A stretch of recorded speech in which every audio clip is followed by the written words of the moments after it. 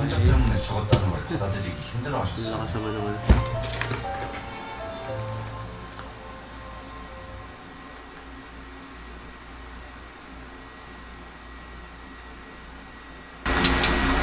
Okay.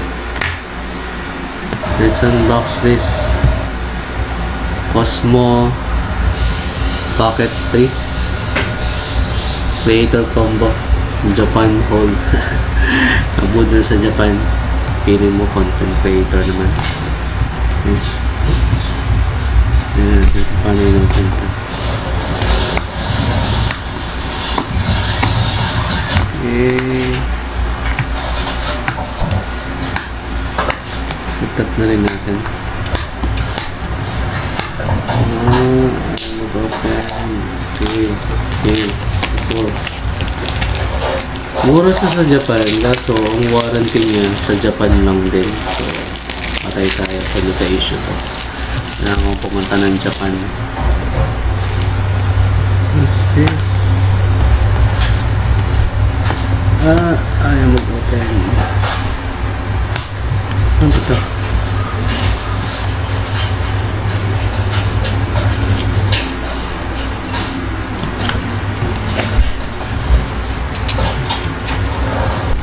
Tatal ko naman.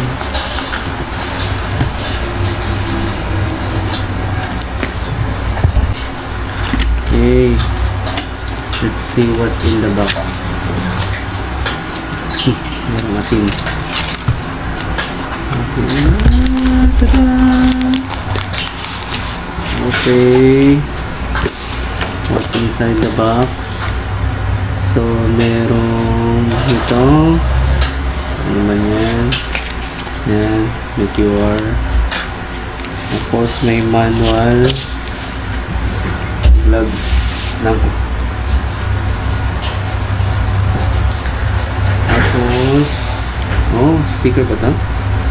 Sticker. Ano manual.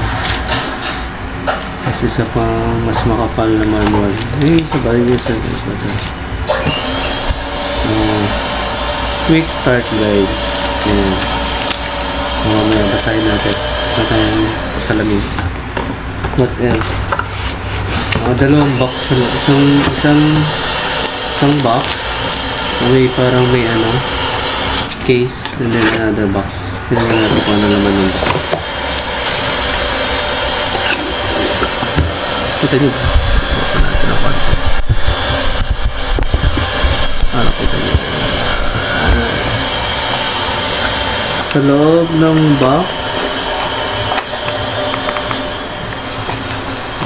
box, ay nandito yung ito yung case ng camera. Ito yung case. Lagayan. Tapos matte finish siya, so hindi madulas. Ayan na. Okay, next item.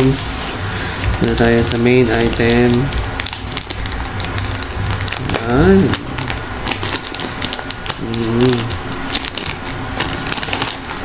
Taran! Ito na siya. Late lang yan. Pati combo. Kumakatok na yung breakfast ko. Ayan.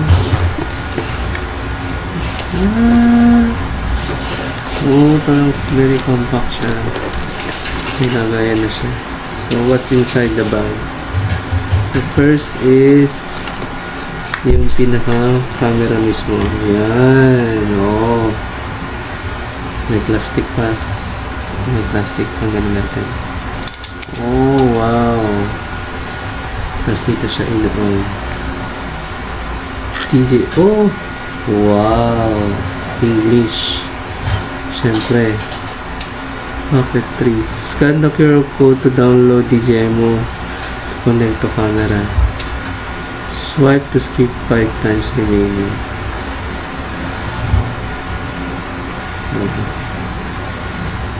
Swipe left edge to center edge to enter playback.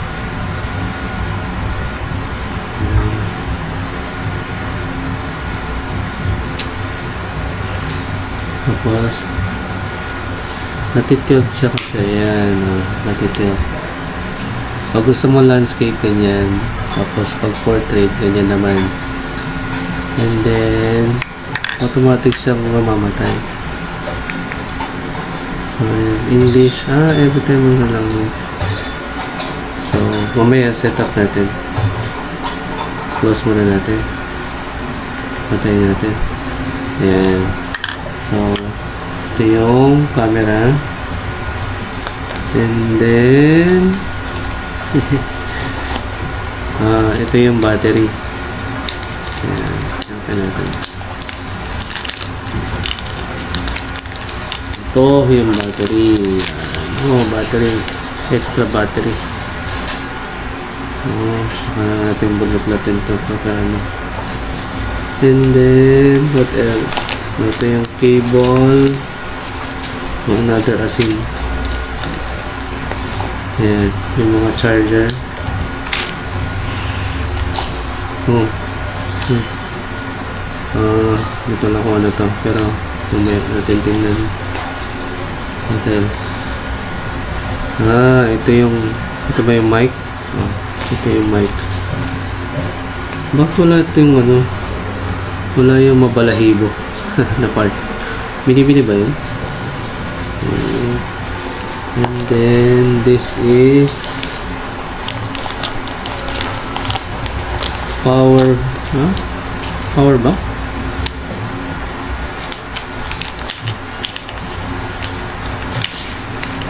Pang charge?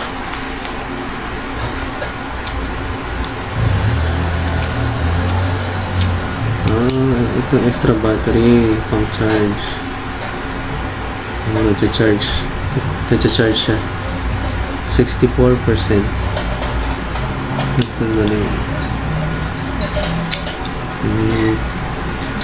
And then what is this one? Mini rin? Dami naman yung power bank.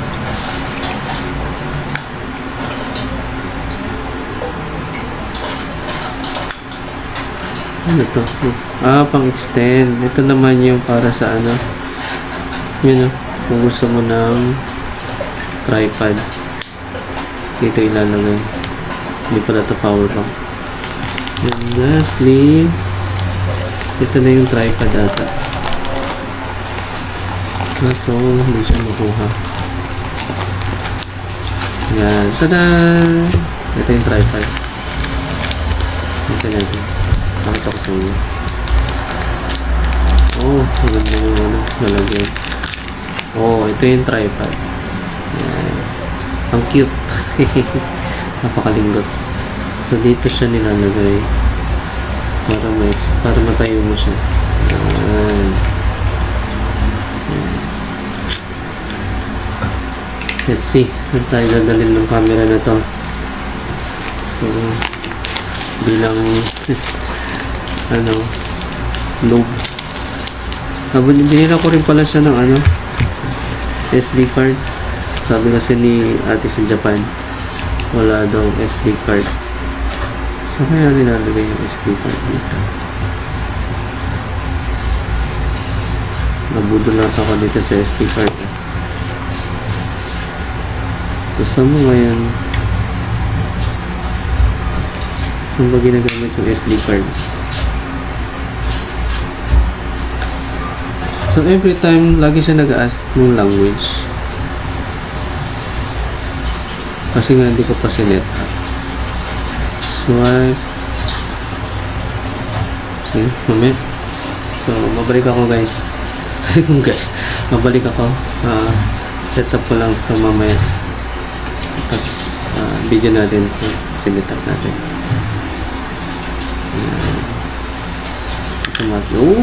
Nice. Kain muna tayo. Breakfast. Okay. Set up na natin.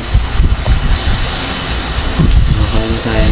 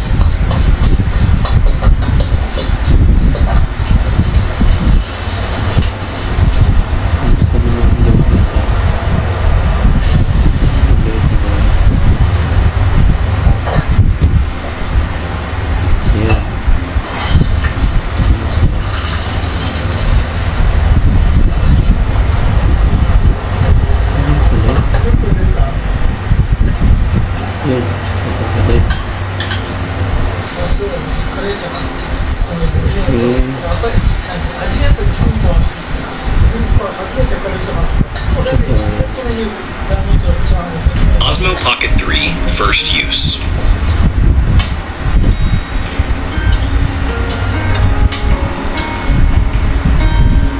In this video, we will walk you through the settings and basic operations needed during your first use of Osmo Pocket 3.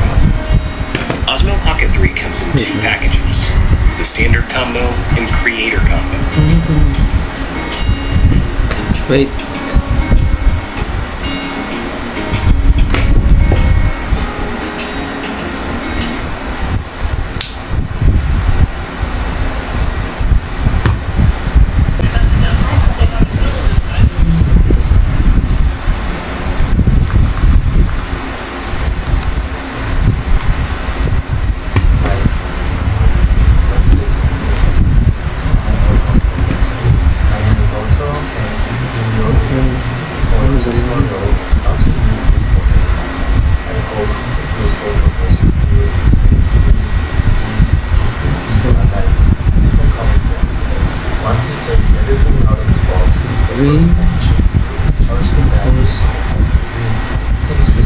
Dito sa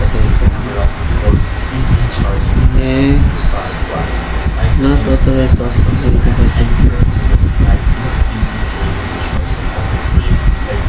Delay by next, activate, please activate login, wait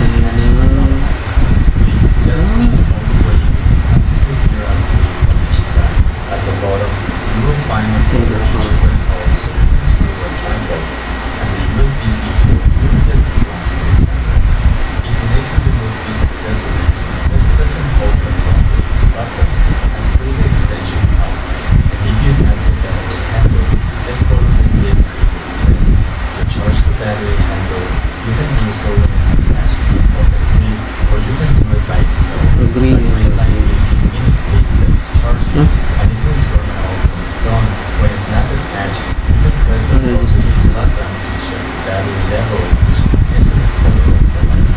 To insert the memory card, go to the left side of the camera, insert the card with the contacts facing the back, and push it all the way into the case. And to remove the memory card, you need to push it and then pull it away. If this is the first time using this, you will need to download the Digital app for your smartphone. For iPhones, use the App Store, and for Android devices, you need to download the app directly from the DJI website, or you can scan the QR code in the back of the box. There are two ways to turn on the Pocket 3. One is by pressing this button once, and the other way is by flipping the screen to the horizontal position. On your smartphone, open the app and follow the notifications. You will need to create one account once over the past, and then you're going to proceed to activate the device. And after that, you need to download and install the firmware update available. To turn off the Pocket 3, you can flip the screen Register back to the tayo. original position. The other way to power off this Login. device is by using the remote button. Press and hold it for Login about 2 success. seconds until it turns off. Once you do this, the camera will log into this position. Keep the app open, do not delete or page. Oh, activating na siya. So I Activating na. Activating.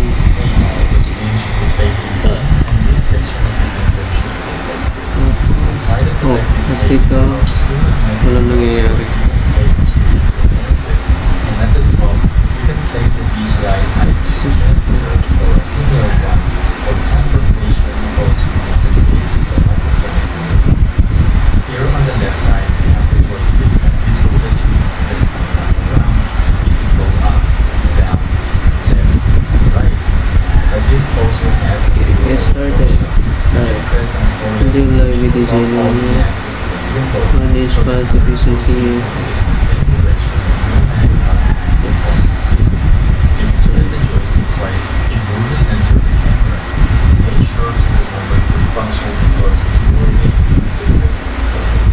And last, if you press the joystick 3 times, it will flip the No, camera around syempre. to face backwards or forward. Okay, no SD card. Another way to flip the Yun. camera around is by tapping the side So, right corner of the screen. tayo muna natin. Use the red button when the right side is the forward button. ito na It will escape. start to respond clearly if you are in video mode, or it will take a picture if you are in photo mode. Once you use the wide angle 256. filter, you just have to place it like this. This is the HDMI mic to transmitter. When added, press the next section. Charge the transmitter by plugging it USB cable into the Parang tableta pa. to turn the mic on, press and hold the power button on the right side for about 2 seconds. If you see this being going bigger on the Pocket 3, it means that they are connected. If you don't see this, press and hold the record button on the right side until this light starts blinking. Then press and hold the mute button, which is the next power button. Okay, This ayaw icon natin is yung the memory. rotation speed. It is how fast the cable will rotate around, and this should not be confused with adjustments. You can select slow, which can be useful for cinematic roles or movements. Default is a medium speed that will fit most situations, and fast is going to be more responsive to your movements. Okay. This icon will let you change the camera roles, which is how the cable will behave. Photo mode is the default. Ano? Here, the camera will follow the Pocket movement 3. of Ayan, pwede rin option right, 4. you need to tilt up or down. Hmm. But tilt up, the camera Okay. will follow the movement. Green means sabihin mo, pwede mo. These two modes will keep the horizon levels at all Okay. times. Set up na pala yun. All three axes on the gimbal will So, be may- up, so the Yun lang pala yun. tilt and the roll axis Pero meron na kasi akong ano, gimbal, meron na? level will match. Meron na kasi akong endpoint lens. Also, we change the aspect ratio to match your own image. Oo, ayan. For example, Pwede siyang i-harap sa'yo. Gusto mo ganyan. landscape. O gusto mo sa likod. Vertical, you will shrink the Ayan, tapos other two options. pwede mo siyang i-tilt pataas. Portrait. Pwede mo rin siyang i-tilt pababa. To start tracking Tingnan natin. something, just double tap the screen. Ayan. Tumitingala. Ayan. And to stop tracking, you need to press anywhere Tumitingala. Bakit mo doon tinitingnan? Ayan. around the surface. Pwede mo siyang tingala. Tapos pag kinlik mo dito, harap siya sa akin. Ayan na. Open the menu and tap this icon. Balik kita yung bahay ko. This icon here Gulo. will control the buttons. Oo, maliwanag siya. Pakita mo yung sarili mo. Maliwanag. Dito kasi maliit lang yung screen. Landscape This na lang. icon here will let you create or delete profile with Pwede rin naka-landscape na rin. You Portrait. can have up to 5 different. To change the camera mode, tap this icon at the bottom. Wala pala, hindi pala ako In nag-alala. this menu, you can select panorama shots, photo mode, Ayan. video So, mode, open na siya. Na-set up ko na. slow motion, Ayan, tsura niya. and custom profile. Gumagalaw din yung ano, camera sa harapan. Stabilizer siya. Tumitilt siya. At pag sobrang na yung tilt, hindi na kaya. On this folder, you can change Tumitigil din siya. which will be sold in a square video. For panorama shots, you will get these options to select what Pwede mo siya i-tilt pataas, pababa. Okay. Okay, start na tayo magpapakita. Swiping up will let you select all forms such as hyperlapse and motion lapses, and below them, you will get Load muna tayo ng nanood ako ng ano, tutorial. Yun siya kinakamit. Yung ano, pwede mo ilagay yung pang extension. Pwede mo ilagay yung extension ng dito sa baba para mas malaki yung hawak mo. Kasi pagka wala yan, parang bitin. No? Set up natin si Tito Julian daw. And this video is an easy photo tutorial on how to use this pocket camera. Okay. I hope this is useful Gawin for muna natin most siya. of you. And if it is, please Panoorin ko muna tong ano, and leave a comment video. down below. Once you take everything out of the box, the first thing you should do is charge the battery on the Pocket 3. Cable to charge the Pocket 3 by plugging the cable on the USB-C port underneath. When the battery is charging, you will see this green icon, and when the gimbal is fully charged, the screen will turn off. this is a tripod handle that you can attach at the bottom of the Pocket 3. Just push it all the way in until you hear a click on each side. At the bottom, you will find a 1/4-inch thread hole so you can screw a tripod. And the USB-C port will be at the front of the Pero camera. ngayon kasi may If you extension need to siya. remove this accessory, just pa press yung and hold the front release button lagayan ng- and pull the extension out. And if you have the battery handle, just follow the same previous steps. To charge the battery handle, you can do so when it's attached to the Pocket 3, or you can do it by itself. A green light blinking indicates that it's charging, and it will turn off when it's done. When it's not attached, you can press the front release button to check the Green battery 50, level, orange which depends on the color of the light. less than 30. To insert the memory card, go to the left side of the camera. Insert the card with the contacts facing the back and push it all the way until it clicks. And to remove the memory card, you need to push it and then pull it away. If this is the first time using this, you will need to download the DJI Nemo app on your smartphone. For iPhones, use the App Store. And for Android devices, you need to download the app directly from the DJI website, or you can scan the QR code in the back of the box. There are two ways to turn on the Pocket 3. One is by pressing this button once, and the other way is by flipping the screen to the horizontal position. On your smartphone, open the app and follow the indications. You will need to create an account if you haven't done so in the past, and then you're going to proceed to activate your new device. And after that, you need to download and install the firmware update available. To turn off the Pocket 3, you can flip the screen back to the vertical position. The other way to power off this device is by using the record button. Press and hold it for about 2 seconds until it turns off. Once you do this, the gimbal and the camera will lock into this position. Be aware that the camera can move out of that position and the lens will be exposed. So I highly recommend that you place the Pocket 3 inside this protective case. The screen should be facing in, and this section of the gimbal should fit like this. Inside the protective case, there are 2 magnetic slots where you can place 2 different lenses, and at the top, you can place the DJI Mic 2 transmitter or a similar one for transportation or to use the case as a microphone handle. Here on the left side, we have the joystick, and this will let you move the camera around. It can go up, down, left, and right. Okay. But this also has a few other functions. If you press and hold it, it will lock all the axes on the gimbal, so the camera will keep pointing in the same direction no matter how you move the Pocket 3.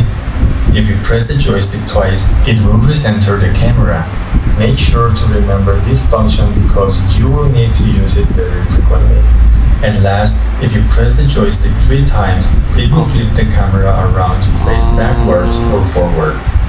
Another way to flip the camera around is by tapping this icon on the lower right corner of the screen.